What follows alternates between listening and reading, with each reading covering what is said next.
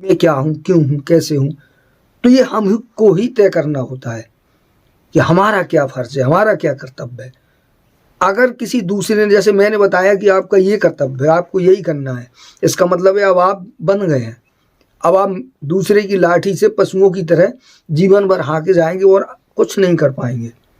जितना तय उसने बताया कि आपको ये करना है, आपका मस्तिष्क स्वतंत्र है। ये मनुष्य के बनाए नियम है। प्रकृति ने आपको कुछ भी सोचने विचारने की आज़ादी दी है और कुछ भी करने की आज़ादी दी है। दोस्तों नमस्कार, मैं हूं परमात्मा मधुर। आप देख रहे हैं सीरीज मनोविज्ञान। फर्ज क्या है, ये सवाल है हमारे किसी मित्र का, जिनका नाम सबीना शफीक लिख के आता है, मुझे क्लियर नाम नहीं मालूम। तो चर्चा करते हैं, फर्ज क्या है। फर्ज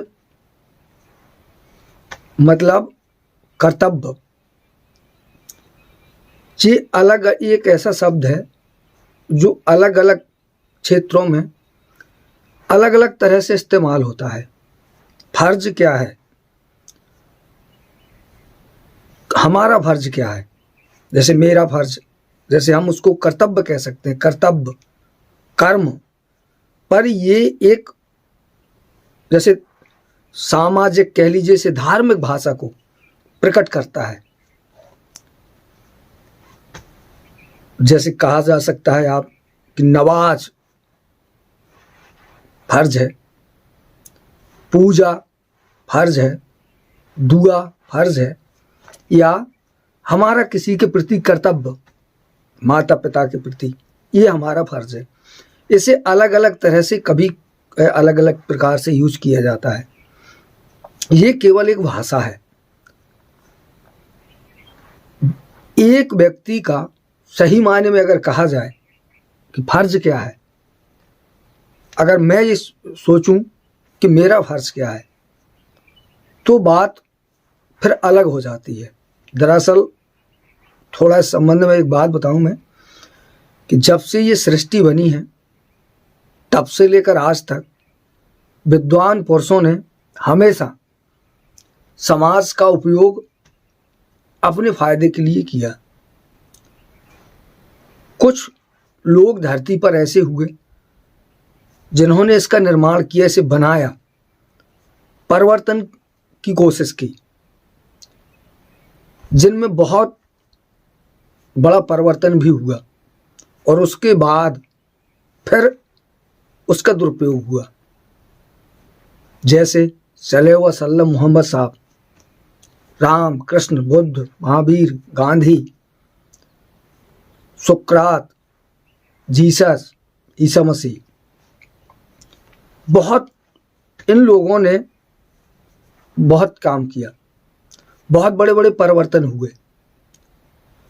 इसके बाद जो लोग आए उन्होंने फिर उसका दुरुपयोग किया और ढेर सारी चीजें बना दी। मनुष्य को एक ऐसे मकड़ जाल में बिठा दिया कि वो कुछ सोच नहीं सकता, आगे बढ़ नहीं सकता, इसके बाहर निकल नहीं सकता। और जो उसी मकड़ जाल का एक पहलू होता है फर्ज, कर्तव्य। ये कोई निश्चित नहीं होता है किसी व्यक्ति के लिए। कोई ऐसा नहीं है कि जैसे कोई आज व्यक्ति आर्मी में काम करता है, मिलिट्री में है, घर पे होगा तो उसका और होगा, कर्तव्य अलग है, फर्ज अलग है। और जब वो सीमा पे होगा, आर्मी में होगा, तो उसका कर्तव्य अलग हो जाएगा। वही व्यक्ति जब घर पे था तो उसका काम धंधा, खेती पाती, माँ बाप थे। वही व्यक्ति जब मिलिट्री में हो गया तो उसके लिए देश की सेवा, देश की सुरक्षा सर्वोपरि हो गई। एक व्यक्ति जब आम होता है तब आम होता है, वही व्यक्ति जब राजनीति के किसी बड़े पद पर मुख्यमंत्री होता है, प्रधानमंत्री होता है, तब उसका दायरा बढ़ जाता है। उसका फर्ज देश के प्रत्येक व्यक्ति, प्रत्येक विषय और प्रत्येक वस्तु के लिए हो जाता है। ये एक धार्मिक शब्द है। आजकल ये बड़ी अजीब व्यवस्थाएं हैं जिनमें व्यक्ति को, जैसे बच्चे जब पैदा होता है तो उसे एक धर्म से बांध दिया जाता है, एक मजहब से बांध दिया जाता है। जैसे किसी को कहा कि तुम मुसलमान हो, उसने इस्लाम को स्वीकार कर लिया। किसी को कहा जाता है तुम हिंदू हो, कोई सिख होता है, कोई ईसाई होता है। अब एक व्यक्ति को एक नाम दिया गया और एक धर्म दिया गया और उसको कुछ एक सीमित दायरा बना दिया उसका। इससे जानते हैं क्या होता है? इसका मतलब होता है अब उसके मस्तिष्क में जो भी चीजें आएंगी वो उसके अंतर्गत आएंगी, उसके बाहर नहीं सोच पाएगा। और यही सबसे बड़ा नुकसान होता है, यही सबसे बड़ी समस्याओं की जड़ें होती हैं। हमें कहा गया कि ये हमारा फर्ज है, ये मतलब बाउंडेशन बांध देना।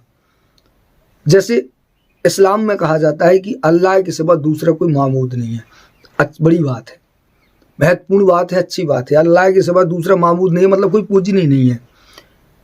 अब उसको लोग गलत तरीके से ले लेते हैं। अल्लाह मतलब एक जिसने पूरी प्रकृति बनाई, तो प्रकृति के अंदर जो भी कुछ है सब उसका बनाया हुआ है, उसका है। तो अगर आप फिर आपका कर्तव्य बन जाता है, उसने आपको भी बनाया, सबको बनाया, सृष्टि बनाई, तो फिर अगर आप इस दृष्टिकोण से देखेंगे तो आपको लगेगा कि प्रत्येक कण के लिए मेरा फर्ज है कि मैं प्रत्येक कण की सुरक्षा करूं। आपका कर्तव्य बन जाता है, क्योंकि आप एक सृष्टि के प्राणी हैं। इसी हवा, उसी वायु, उसी अग्नि, उसी सूरज से बने हैं, उसी पृथ्वी में आप रह रहे हैं, कहीं कोई डिफरेंस नहीं है। ये केवल मस्तिष्क के विकार हैं और कुछ नहीं है। इससे क्या होता है कि आदमी सीमित मानसिकता में बंध जाता है, उसकी सोच सीमित होती है, उसका दायरा सीमित होता है, उसके काम सीमित होते हैं, उसकी जो विचार शक्ति होती है वो विशाल रूप नहीं ले पाती, वो बाहर नहीं जा पाती। जैसे एक व्यक्ति को घर परिवार छोटा सा एक दायरा जब उसका बनाया जाता है तो उसकी पूरी ताकत उसी छोटी सी व्यवस्था में लगी रहे, जबकि वो चाहे तो जमीन से लेकर आसमान तक का सफर कर ले। हर व्यक्ति के पास उसके मस्तिष्क में असीमित शक्तियां हैं। प्रकृति ने प्रत्येक व्यक्ति को बराबर की ताकत, बराबर की ऊर्जा और बराबर की बुद्धि से नवाजा है, पर एक सीमित दायरा होने की वजह से उसको वो मान लेता है कि यही मेरा फर्ज है, इसके बाहर मैं नहीं जा सकता। और जब तुम उसके बाहर नहीं जाओगे तो निश्चित हो गया फिर ये किस्मतवादी सोच होगी कि जैसे तुमने तय कर लिया कि यही तुम्हारी जिंदगी है। और ये किसी एक व्यक्ति ने नहीं किया, ये बनाया हुआ है। मैंने बताया कि जैसे विद्वान पुरुष सदैव साधारण व्यक्ति का हमेशा शोषण करते हैं, उनका दुरुपयोग करते हैं। कुछ लोग बनाते हैं समाज को और फिर समाज उन्हीं के हिसाब से चलता है। जो व्यक्ति इसके बीच में निकल के आता है, जो इसका विद्रोह करता है, इसे जान पाता है, समझ पाता है, तो उस पर बड़ी मार पड़ती है। पहले वही मोहम्मद साहब के साथ हुआ, वही महात्मा बुद्ध के साथ हुआ, वही जीसस के साथ हुआ, वही कृष्ण के साथ हुआ, वही मतलब सबके साथ ही होता है। और जो व्यक्ति इस जंग को लड़ता है, ये एक संसार अगर आप कहेंगे तो जैसे पता देखेंगे तो आपको पता चलेगा कि ये कंप्यूटर गेम की तरह है, जिसमें प्रत्येक व्यक्ति को ये आज़ादी है कि वो चाहे तो इस पूरे संसार को अपने प्रकार से एक नियम के अनुसार मोड़ सकता है। और उसके लिए जरूरी है कि पहले वो मोड़े। जैसे पहले एक व्यवस्था थी, जीसस आए, उन्होंने दुनिया को मोहब्बत का पैगाम दिया, जितना प्यार मैं तुमसे करता हूँ उतना ही तुम दूसरों से करो, ये उनका पैगाम था जीसस का, ईसा मसीह का। मोहम्मद साहब आए, उसके पहले मूर्ति पूजा होती थी, उन्होंने उसका विरोध किया। 5 वक्त की नमाज उतरी, एक नई धारा फिर से बही, परिवर्तन हुआ। ऐसा होता रहा, चलता रहा, आज भी यही चल रहा है। पर एक सीमित दायरे में बंध जाता है व्यक्ति जब, तब वो कुछ अलग नहीं सोच पाता है। ये इससे अगर कोई बाहर निकल पाए, अपने दिमाग, अपनी बुद्धि, अपने जीवन का उपयोग वो खुद तय कर पाए कि मेरा कर्तव्य क्या है। जैसे मैं कभी सोचता हूँ कि मेरा क्या कर्तव्य है, तो मुझे ये प्रकृति दिखाई देती है, यार ये सबसे मैं जी रहा हूँ, हवा से, पानी से, वायु से, अग्नि से, और उसके बाद समाज से। ये समाज है, देश है, दुनिया है, तो मैं हूँ। अगर ये नहीं है तो फिर मैं क्या काम का।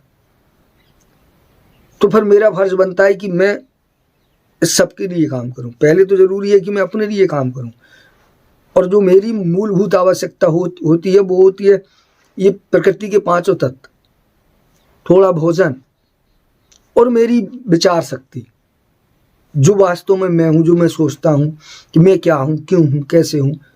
तो ये हम को ही तय करना होता है कि हमारा क्या फर्ज है, हमारा क्या कर्तव्य है। अगर किसी दूसरे ने, जैसे मैंने बताया कि आपका ये कर्तव्य है, आपको यही करना है, इसका मतलब है अब आप बन गए हैं। अब आप दूसरे की लाठी से पशुओं की तरह जीवन भर हाँके जाएंगे और कुछ नहीं कर पाएंगे। जितना तय उसने बताया कि आपको ये करना है, आपका मस्तिष्क स्वतंत्र है। ये मनुष्य के बनाए नियम है। प्रकृति ने आपको कुछ भी सोचने विचारने की आज़ादी दी है और कुछ भी करने की आज़ादी दी है। आप जब इससे बाहर निकलेंगे तो संसार को उसको देखेंगे, अपने भीतर झांक के देखेंगे तो आपको पता चलेगा कि आपकी पहली ज़रूरत तो होती है कि आप अपने मस्तिष्क को सुरक्षित रखें, विचार को सुरक्षित रखें, ताकि दुनिया का कोई भी व्यक्ति आपके मस्तिष्क में कोई बेफजूल की अनर्गल चीज़ें ना डाल पाए, ताकि आप दूसरे के चलाए से चलते रहें, पशुओं की तरह आपका कोई उपयोग ना कर पाए। उसके बाद आपका शरीर होता है, हम इसकी सुरक्षा व्यवस्था करें, हम स्वस्थ रहें। स्वस्थ शरीर और स्वस्थ मन बिना विकार के इस संसार का कुछ भी प्राप्त करने के लिए तैयार होता है, पर्याप्त होता है उसमें। वो अगर शरीर ही स्वस्थ नहीं है, मन ही स्वस्थ नहीं है, इसी में विकार भरा है, डर है, कमजोरी है, ईर्ष्या है, द्वेष है, वैमनस्यता है, असंतोष है, घृणा है, क्या करेंगे फिर? कोई काम का फिर ना कर्तव्य अच्छा लगता है, ना फर्ज अच्छा लगता है, ना धर्म अच्छा लगता है। सारी चीज़ें अच्छी लगती हैं जब हमारा शरीर और मन अच्छा हो। तो अगर इसको इस तरीके से सोचेंगे तो फिर आपको पता चलेगा कि आपका फर्ज है इस सृष्टि में अच्छे से जीना और शांति पाना, ना कि उत्पात फैलाना, परेशान होना। शांति को अर्जित करिए और इससे शांति का बीज बोइए। प्रकृति ने आपको बनाया, आप प्रकृति को बनाइए, एक दूसरे के पूरक हो जाइए, फिर सारी चीज़ें अपने आप समझ में आती हैं। तो मुझे जो समझ में आया मैंने आपको बताया। आपको जानकारी कैसी लगी कमेंट करके मुझे ज़रूर बताइएगा। मिलता हूँ अगले वीडियो में। नमस्कार।